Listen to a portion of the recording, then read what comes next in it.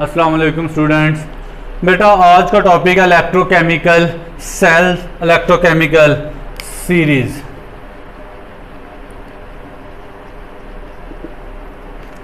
Electrochemical cells के बारे में हम पढ़ेंगे। सबसे पहले हम इसकी डेफिनेशन को क्लियर करने जाएंगे। इलेक्ट्रोकेमिकल सेल्स बेसिकली हम एक ऐसे ऑपरेटर्स को कहेंगे जिसके अंदर ये जितनी डेफिनेशन बताऊंगा उनको ध्यान से देखिएगा। दो इलेक्ट्रोड्स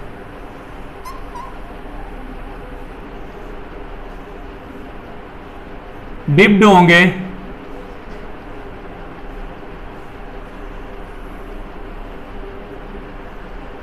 यहां पे। आप गैल्वेनोमीटर लगा लें, चाहे आप बैटरी लगा लें, वो बाद में हम जाके उन दोनों की टाइप्स को डिस्कस करेंगे एंड सो ऑन।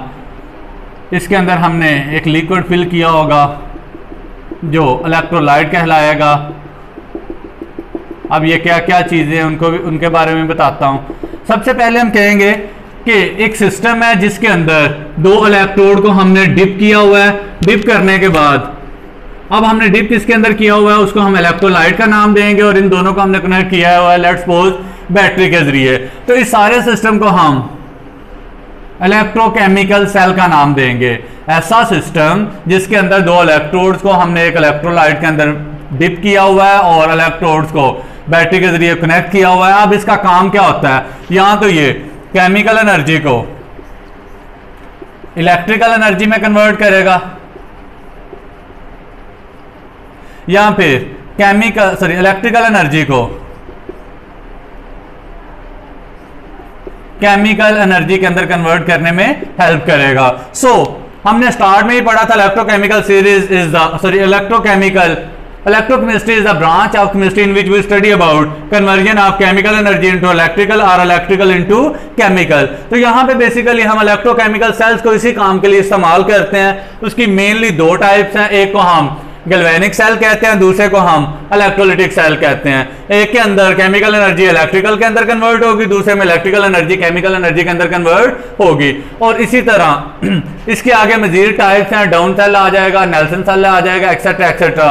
तो हम उनकी भी फर्दर स्टडी करेंगे। इलेक्ट्रोकेमिकल सेल्स की मेन डेफिनेशन यही हो गई। दो इलेक्ट्रोड्स क्या चीजें होती हैं, ये बेसिकली पाथवे होता है, प्लेस होती है जिसके ऊपर इलेक्ट्रॉन या चार्जेस जो होते हैं वो डेवलप होने की कोशिश करते हैं, प्रोड्यूस होने की कोशिश करते हैं। अब सॉल्यूशन के अंदर आयंस का आना, सॉल्यूशन से यहां पे आयंस का आना, उनके लिए एक पाथ प्रोवाइड करने के लिए हम सिंपली इलेक्ट्रोड को इस्तेमाल करते हैं। ये मोस्टली मेटल्स के बने होंगे। इलेक्ट्रोलाइट कौन सी चीज है, ऐसी चीज जो आयोनाइज होकर डिकम्पोज होकर, चाहे वो मोल्टन फॉर्म में हो चाहे वो एक्वा सॉल्यूशन की फॉर्म में हो, आयोनाइज हो सके और आयंस को प्रोवाइड कर सके।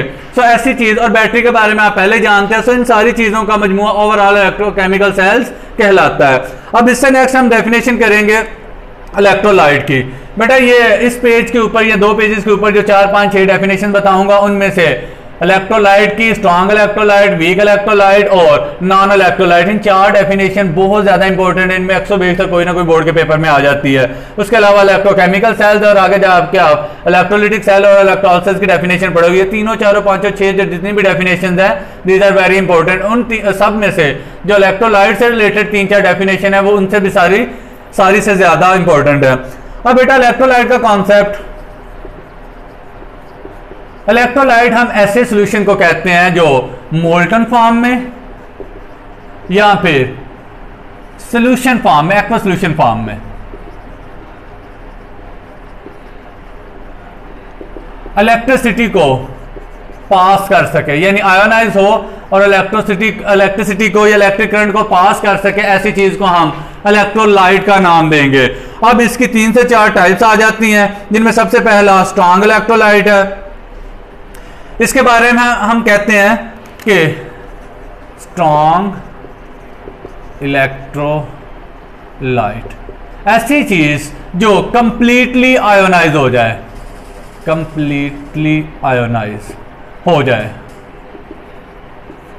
आपको पता है करंट मूव करती है due to free electron, due to formation of ion. तो यहां पे हम आयन से डील करेंगे। तो स्ट्रॉन्ग इलेक्ट्रोलाइट ऐसा जो मुकम्मल तौर पे 100% नहीं कह सकते लेकिन मैक्सिमम तौर पे आयोनाइज हो सके। जितना वो ज्यादा आयोनाइज होगा उतना ही इलेक्ट्रिक करंट को ज्यादा पास करवाएगा। इसी वजह से इनका नाम स्ट्रॉन्ग इलेक्ट्रोलाइट पड़ गया।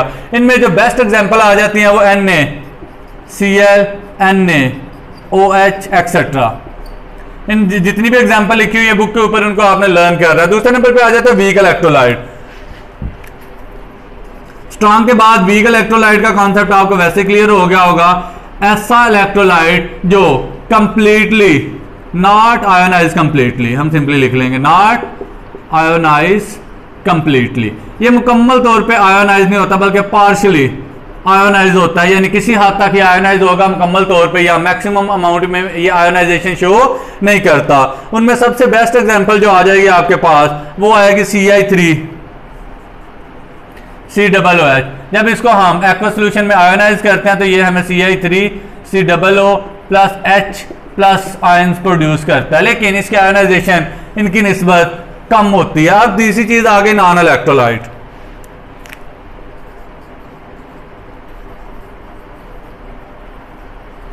ऐसी चीजें जो ऑलमोस्ट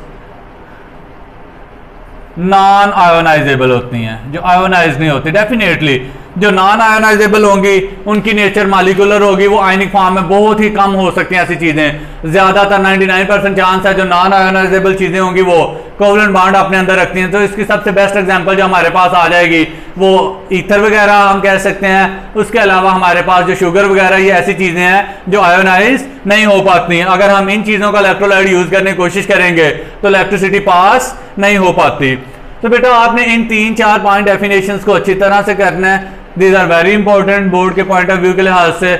आपने सबसे पहले इलेक्ट्रोकेमिकल सेल, ऐसा अरेंजमेंट, ऐसा एक सिस्टम जिसके अंदर दो इलेक्ट्रोड इलेक्ट्रोलाइट के अंदर डिप होते हैं और इनको हमने कनेक्ट किया होता है थ्रू बैटरी। इसका काम क्या होता है? इलेक्ट्रिकल एनर्जी को केमिकल या केमिकल को इलेक्ट्रिकल के अंदर कन्वर्ट करना। गैल्वेनिक सेल के अंदर बैटरी की जगह हम गैल्वेनोमीटर लगाते हैं। सो आन इनकी डिटेल इंशाल्लाह हम नेक्स्ट जाके पढ़ेंगे, बल्कि नेक्स्ट लेसन के अंदर इलेक्ट्रोलाइटिक सेल स्टार्ट हो जाएगा, फिर उसके बाद हम गैल्वेनिक की भी स्टडी करेंगे।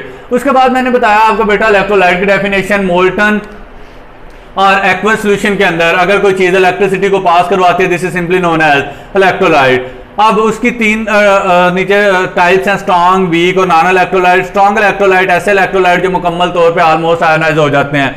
उसके एग्जांपल में NaCl आ गया, NaOH आ गया, एक्सेट्रा। फिर हमारे पास वीक इलेक्ट्रोलाइट है, नॉट आयोनाइज कंप्लीटली। उसमें हमारे पास CI3COO यानी आयोनाइज होता है लेकिन काफी हद तक नहीं, बस गुजारे लायक, थोड़ा बहुत आयोनाइज होने की कोशिश करेगा। एसिटिक एसिड, उसके अलावा CaOH ट्वाइस भी इसकी एग्जांपल आ जाती है। नॉन इलेक्ट्रोलाइट की बात करेंगे, ऐसी चीज जो आयोनाइज होती नहीं है, ये मोल्टन या एक्वा सॉल्यूशन में अपने अंदर से इलेक्ट्रिसिटी पास नहीं कर पाती। आई होप आपको बेटा चीजें समझ आ गई होंगी। Thank you, Allah Hafiz.